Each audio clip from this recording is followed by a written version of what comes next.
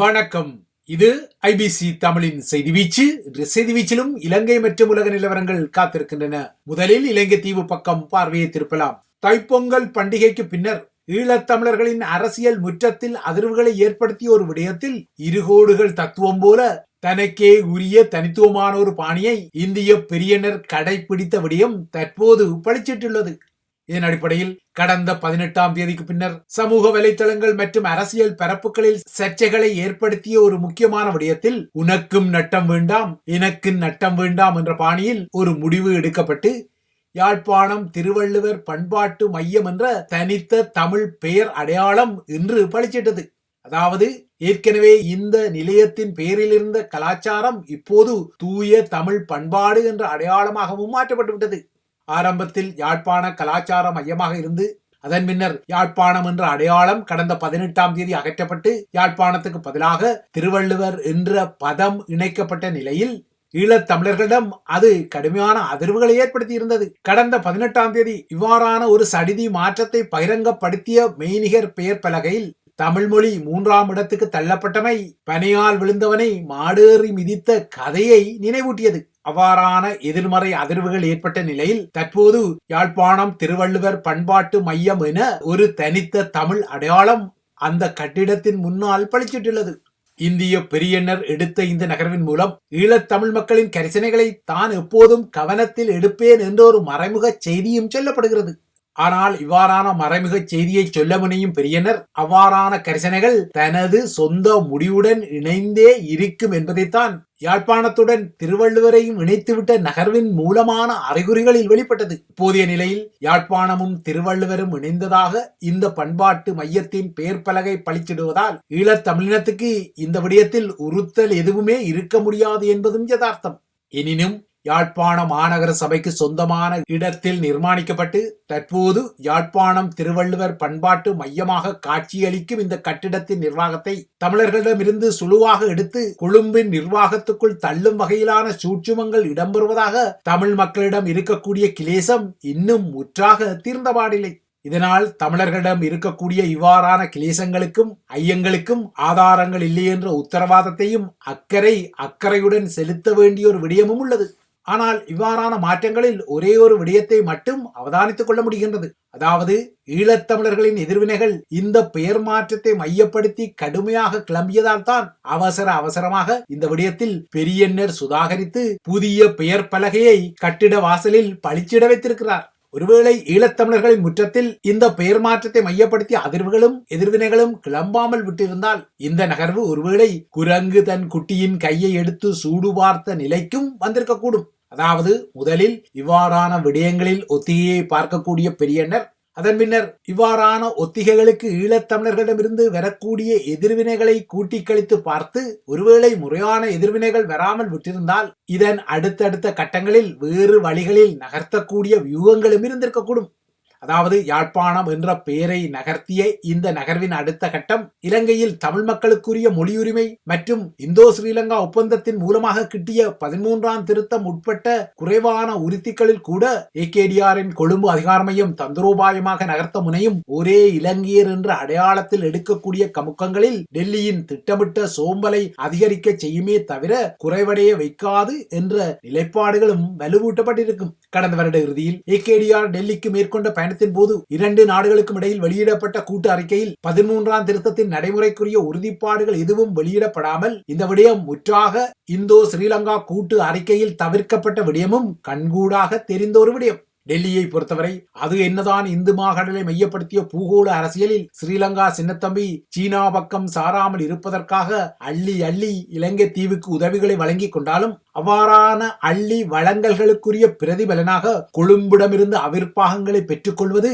தொடர்ந்தும் டெல்லிக்கு முட்டி மோதி கொள்ளக்கூடிய ஒரு விடயம். அந்த வகையில் அண்மையில் ஏகேடிஆரிடம் சீன காற்று பட்டதன் விளைவோ என்னவோ தெரியவில்லை.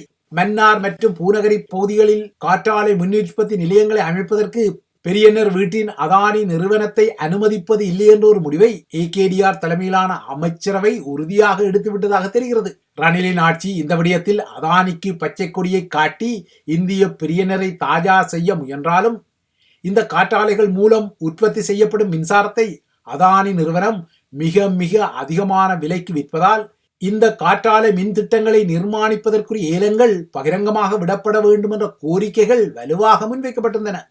இவ்வாறான கோரிக்கைகள் ஒருபுறம் இருந்த நிலையில் மறுபுறத்தே இந்த காற்றாலை மின் திட்டங்களால் சுற்றுச்சூழலுக்கு பாதிப்புகள் ஏற்படும் என்ற வகையிலும் இந்த திட்டங்களுக்குரிய எதிர்ப்பு இன்னொரு முனையில் வெளிப்பட்டது. இதன் அடிப்படையில் அதானியின் ஒப்பந்தத்தை மீளெடுத்து வேண்டுமானால் இவ்வாறான காற்றாலைகள் மூலம் மின்சாரத்தை உருவாக்கிக் கொள்வதற்கு வேறு திட்டங்களை உருவாக்கும் வகையில் சர்வதேச ரீதியில் ஏலங்கள் விடப்பட வேண்டும் என்ற நிலைப்பாடும் முன்வைக்கப்பட்டது. அதாவது இவ்வாறான நகரங்கள் மூலம் மறைமுகமாக சீன நிறுவனங்களையும் இந்த ஏலத்தில் பங்கெடுக்க வைக்கும் திட்டங்கள் கொழும்பு அதிகார மையத்தில் இருப்பதாக கருதப்படுகிறது. இந்த திட்டங்களில் ஏகேடிஆர் தரப்புக்கும் விதிவிலக்கு இல்லை எனவும் கூறப்படுகிறது. அதன் அடிப்படையில் தமது சிஸ்டம் சேஞ்ச் ஆட்சி மூலம் இலங்கை கையாளும் நிதி வெளிப்படை தன்மையாக இருக்க வேண்டும் என்பதால் அதானி நிறுவனங்களின் திட்டங்கள் தமது இந்த வெளிப்படை தன்மையான சிஸ்டம் சேஞ்சுக்கு சதிகளை செய்து உள்ளூர் நிறுவனங்களோ அல்லது வேறு அனைத்துலக நிறுவனங்களோ இவ்வாறான காற்றாலைகள் மூலம் உற்பத்தி செய்யப்படும் மின்சாரத்தின் விலையை விட 70% அதிக விலையில் அதானி நிறுவனம் மின்சாரத்தை ஸ்ரீலங்கா அரசாங்கத்துக்கு விற்பனை செய்ய தலைப்படுவதான குற்றச்சாட்டுகளும் சுட்டுவிரல்களும் நீட்டப்பட்ட நிலையில் இப்போது ஏகேடிஆர் தரப்பு அதானியை காய்வெட்டும் விடயத்தை சாமர்த்தியமாக ஆரவாரங்கள் இல்லாமல் செய்வதாக அவரது ஆதரவாளர்கள் பெருமை பாராட்டிக் கொள்கிறார்கள். ஆனால் இவ்வாறாக ஒருபுறத்தே இந்திய பிரியனரின் அதானியின் திட்டங்களுக்கு ஆப்படிக்க தலைப்படும் ஏகேடிஆர் தரப்பு, இன்னொரு புறத்தே இந்தியாவின் உதவியுடன் திருமலையிலும் சீனாவின் சினோபெக்கு ஹம்பாந்தோட்டையில் வழங்கிய மசகு எண்ணெய் சுத்திகரிப்பு நிலையம் ஒன்றை நிர்மாணிப்பது போன்ற திட்டத்தை வழங்க தயாராகிக் கொள்வதாகவும் கூறப்படுகிறது. ஏகேடிஆரின் கடந்த வார சீன பயணத்தின் போது சினோபெக்குடன் 3.7 பில்லியன் அமெரிக்க டாலர் முதலீட்டில் ஹம்பாந்தோட்டையில் இலங்கையின் மிகப்பெரிய மசகு எண்ணெய் சுத்திகரிப்பு நிலையத்தை அமைக்கும் ஒப்பந்தம் ஒன்று உருவாக்கப்பட்டிருந்தது. இந்த நிலையில் தற்போது திருமலையிலும் இன்னொரு எண்ணெய் சுத்திகரிப்பு நிலையத்தை இந்தியாவுடன் நிறுவி அதன் மூலம் வெளிநாடுகளுக்கு எண்ணெயை விற்பனை செய்யும் திட்டத்தால் இலங்கையை நிதி ரீதியில் வளப்படுத்தும் வகையில் ஏகேடிஆர் புதிய திட்டமிடல்களை போடுவதாக கூறப்படுகிறது. ஏகேடிஆரின் இந்திய பயணத்தின் போது ஒப்பமிடப்பட்ட இந்தோ ஸ்ரீலங்கா கூட்டறிக்கையில் ஏற்கனவே கூறியது போல தமிழர்களுக்குரிய 13 குறித்த அசுமாத்தியங்கள் இல்லாவிட்டாலும் திருமலையில் உள்ள 2ஆம் உலகப் போர் காலத்து எண்ணெய் குதங்களை மையப்படுத்தி தொழில்துறை மையம் ஒன்றை அங்கு உருவாக்கி அதன் மூலம் பணம் ஈட்டும் திட்டங்களில் அது சோடை போகவில்லை. இதனால் தான் இந்த கூட்டறிக்கையில் அவ்வாறான திட்டங்களும் உள்ளடக்கப்பட்டிருந்தன. அதாவது இப்போது மன்னார் பூநகரியில் அதானி வேண்டாம், ஆனால் சிங்கள குடியேற்றங்கள் மூலம் தமிழர்களின் குடிப்பெரம்பல் திட்டமிட்டு மாற்றியமைக்கப்படும் திருமலையில் வேண்டுமானால் இந்திய நிர்மாணத்தில் மசகு எண்ணெய் சுத்திகரிப்பு நிலையம் ஒன்றை அமைத்துக் கொள்ள முடியும் என கொழும்பு சில திட்டங்களை போடுவது அதன் அரசியல் மசகிடல் நகர்வுகளின் ஒரு அங்கமாகவே வருகிறது. கொழும்பு அதிகார மையம் இவ்வாறான புதிய தந்திரோபாயங்களுடன் பயணித்தாலும் தமிழர்களின் அரசியல் பரப்பு என்னவோ சற்று மனம் தளராத விக்ரமாதித்தன் பாணியில் தொடர்ந்தும் பாதகமான வேதாளங்களைத்தான் தனது முதுகுகளில் சுமக்க தலைப்படுகிறது. அந்த வகையில் ஸ்ரீலங்காவின் புதிய அரசியலமைப்பு தொடர்பாக தமிழ் தேசிய மக்கள் முன்னணி தலைவர் கஜேந்திரகுமாரின் முன்னெடுப்பில் நகர்த்தப்பட தலைப்படும் தமிழ் தேசிய கட்சிகளின் கலந்துரையாடலில் பங்கெடுக்க தமிழரசு கட்சி பின்னடிப்பது உறுதியாகிவிட்டது. நாளை இந்த கலந்துரையாடல் நடத்தப்பட இருந்தாலும் தற்போது அது எதிர்வரும் 27ஆம் தேதிக்கு நகர்த்தப்பட்ட நிலையில் கஜேந்திரகுமார் பொன்னம்பலத்தால் தமிழரசு கட்சிக்கு உரிய முறையில் அழைப்பு விடுக்கப்பட்டால் அதனை தாங்கள் பரிசீலிப்போம் என தமிழரசின் CVK சிவஞானம் வார்த்தை சிலம்பங்களை விட்டாலும் தமிழரசு கட்சியை பொறுத்தவரை இந்த நகர்விலிருந்து அது ஒதுங்கி இருப்பது முடிவாகின்றது. அண்மையில் நடைபெற்ற தமிழரசு கட்சியின் மத்திய குழு கூட்டத்தில் கஜேந்திரகுமார் பொன்னம்பலத்தின் முன்னெடுப்பில் நகர்த்தப்படக்கூடிய இந்த நகர்வுகளில் தமது கட்சி பங்கெடுப்பது குறித்து எவ்விதமான முடிவுகளும் எடுக்கப்படவில்லை என கூறிய CVK சிவஞானம் கஜேந்திரகுமாரின் கூட்டத்துக்கு வேண்டுமானால் ஸ்ரீதரன் மட்டும் வேண்டுமானால் தனிப்பட்ட ரீதியில் சென்று வரலாம், அதன் பின்னர் ஸ்ரீதரன் அவ்வாறாக பங்கெடுத்த விடயத்தை நாங்கள் உள்ளக கட்சி ரீதியில் பார்த்துக் கொள்கிறோம் என்கின்ற பாங்கில் நேற்று CVK சிவஞானத்தின் கல்வியங்காட்டு செய்தி வந்தது. இதற்கிடையே தமிழரசு கட்சியும் கஜேந்திரகுமார் பொன்னம்பலத்தின் இந்த நகர்வுகளை ஊடறுக்கும் வகையில், அதாவது அதற்கு சமாந்தரமாக இல்லையென்றால் எதிராக தமது தரப்பில் ஒரு நகர்வை எடுக்கும் வகையில் ஸ்ரீலங்காவின் புதிய அரசியலமைப்பு தொடர்பாக கலந்துரையாடவும் ஏனைய கட்சிகளுடன் இது தொடர்பான தொடர்பாடல்களை செய்யவும் என 7 பேர் கொண்ட குழு ஒன்றை தமது கட்சியில் நியமித்திருக்கிறது. அதாவது தொழில்நுட்ப ரீதியில் தமது கட்சியிலேயே இந்த விடயங்களை கையாளவென ஒரு சொந்த குழு இருக்கும் போது ஏன் கஜேந்திரகுமாரின் இழுப்புக்கு தமது கட்சி போவ போக வேண்டும் என்பது தமிழரசு கட்சியின் புதிய வியூகமாக உள்ளது. இதனால் தான் கஜேந்திரகுமாரின் அழைப்பை தாங்கள் நிராகரிக்கவும் இல்லை, எதிர்க்கவும் இல்லை என CVK சிவஞானம் நேற்று தனது ஊடக மாநாட்டில் கூறிக்கொண்டாலும் எதிர்வரும் 27ஆம் தேதியன்று கஜேந்திரகுமார் பொன்னம்பலத்தின் முன்னெடுப்பில் இடம்பெறக்கூடிய தமிழ் தேசிய கட்சிகளின் கலந்துரையாடலை நிராகரிப்பதும் எதிர்ப்பதும் தமிழரசு கட்சியின் உள்ளக வியூகமாக, குறிப்பாக சூமந்திர வியூகமாக தெளிவாக தெரிகிறது. இவை இலங்கை குறித்த விடயங்கள். அடுத்து உலக நிலவரங்களை நோக்கிக் கொண்டால், அமெரிக்காவுக்குள் இறக்குமதி செய்யப்படும் அனைத்து சீன இறக்குமதிகளுக்கும் அதிக வரிகளை விதிக்கப் போவதாக அமெரிக்காவின் புதிய அரசு தலைவர் டொனால்ட் ட்ரம்ப் குறிப்பிட்டாலும், நேற்று சுவிட்சர்லாந்தின் டாவோஸில் நடந்த உலக பொருளாதார மாநாட்டு அரங்கில் மெய்நிகர் வழியில் ட்ரம்ப் உரையாற்றிய போது இந்த விடயத்தில் அவர் ஒரு தளர்வை காட்டியமை தெரிந்தது. இதனால் பரப்புரைகளில் சொல்லப்படுவது போல சீனாவுடன் டொனால்ட் ட்ரம்ப் ஒரு கடுமையான நிலைப்பாட்டை எதிர்வரும் மாதங்களில் வெளிப்படுத்துவாரா என்ற புதிய ஐயம் எழுந்துள்ளது. அமெரிக்காவும் சீனாவும் நல்ல உறவை கொண்டிருக்க முடியும் என டாவோஸ் மாநாட்டில் உரையாற்றிய ட்ரம்ப் எதிர்வரும் மாதங்களில் தான் சீனாவுக்கு பயணப்பட ஆர்வமாக இருப்பதாகவும் குறிப்பிட்டார். ட்ரம்பின் இந்த உரையாடல் அமெரிக்க சீன உறவுகளில் ஒரு கொந்தளிப்பான காலகட்டத்தை எதிர்நோக்கக்கூடிய நிலைமைகளில் ஒரு தளர்வை ஏற்படுத்த தலைப்படுகிறது. ஏற்கனவே சீனாவுக்கு சொந்தமான சமூக வலைத்தள செயலியான டிக்டாக்கின் அமெரிக்க பயன்பாட்டுக்கு 75 நாள் அவகாசத்தை வழங்கிய ட்ரம்ப், பைடன் நிர்வாகம் உருவாக்கிய சட்டங்களால் டிக்டாக்கின் அமெரிக்க வணிகத்தை விலக்கிக் கொள்ள வேண்டிய நிலை அல்லது தடை செய்ய வேண்டிய நிலையை மாற்றியமைத்து அமெரிக்காவில் டிக்டாக் செயலியை தொடர்ந்தும் இயங்கும் வகையில் ட்ரம்ப் புதிய நகர்வுகளை எடுக்கும் சமிச்சைகள் வெளிவருகின்றன. ட்ரம்பின் நகர்வுகள் அனைத்தும் அவர் தேர்தல் பரப்புரைகளில் சீனாவுக்கு எதிராக கூறிய ஆக்ரோஷங்களை தணித்து சீனாவுடன் பேசிக்கொள்ளவும், சீனாவுடன் புதிய ஒப்பந்தங்களை உருவாக்கிக் கொள்ளவும் அவர் தயாராக இருப்பதற்கான வலுவான சமிச்சையாகவும் அமைகின்றன.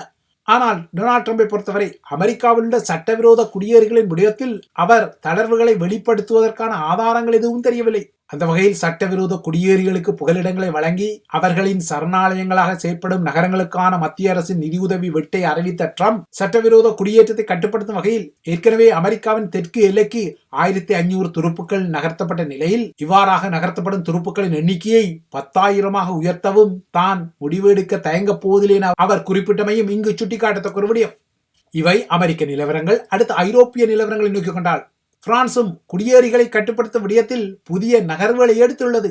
அந்த வகையில் பிரான்சில் குடியேறி ஒருவர் குறைந்தது 7 ஆண்டுகளுக்கு பணிபுரிந்தாலே அவருக்குரிய நிரந்தர வதிவிட உரிமை வழங்கப்படும் என்ற புதிய விதி பிரான்சின் உள்துறை அமைச்சர் புருனோ ரீடெலியோவால் நேற்று அறிவிக்கப்பட்டுள்ளது. பிரான்சை பொறுத்தவரை இதுவரை சோசலிஸ்ட் அரசாங்க அமைச்சர் மனுவல் வால்ஸால் வெளியிடப்பட்ட சுற்றறிக்கையில் பிரான்சில் விதிவிலக்கான நிலைமையில் தமக்குரிய வதிவிட அனுமதியை கோரும் வெளிநாட்டவருக்கு நாட்டில் தங்க வேண்டிய காலம் 5 ஆண்டுகளாக இருந்த நிலையில் தற்போது அந்த காலப்பகுதி 7 ஆண்டு காலமாக உயர்த்தப்பட்டுள்ளது. அதாவது தொழில்நுட்ப ரீதியில் மனுவல் வால்ஸின் சுற்றறிக்கை இப்போது முற்றாக செயலிழக்க வைக்கப்பட்டு புருனோ ரீடெலியோவின் புதிய சுற்றறிக்கை நடைமுறைக்கு வருகிறது.